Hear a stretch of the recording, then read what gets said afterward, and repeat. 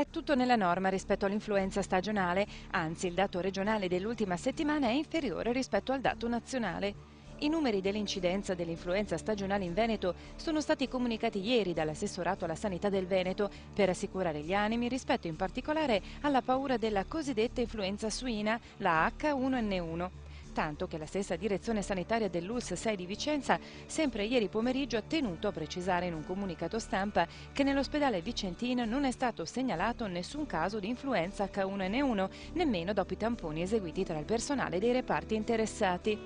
A San Donà di Piave, però, è tuttora sotto osservazione un uomo di 54 anni con febbre alta e sintomi da suina e le analisi del sangue sono in corso a Padova. Sintomi da suina che vanno dalla febbre alta, ai dolori muscolari, al mal di gola, la tosse o raffreddore, nulla di diverso dall'influenza tradizionale, se non nella rapida e numerosa diffusione tra le persone, soprattutto perché non molti hanno ancora gli anticorpi per difendersi da questo nuovo ceppo. Di fronte a questa situazione, dalle strutture sanitarie e dalla Regione parte un monito, ossia quello di vaccinarsi contro l'influenza stagionale, che copre appunto anche il ceppo dell'influenza suina, in vista soprattutto del picco, come tutti gli anni, previsto tra metà gennaio e metà febbraio. Vaccino che tra l'altro è ancora disponibile nel territorio veneto. Ad oggi comunque le persone colpite dall'influenza stagionale in Veneto sono state 10.450, in particolare bambini sotto i 5 anni, circa 7.000 secondo il virologo professor Pagliasco con i sintomi della suina.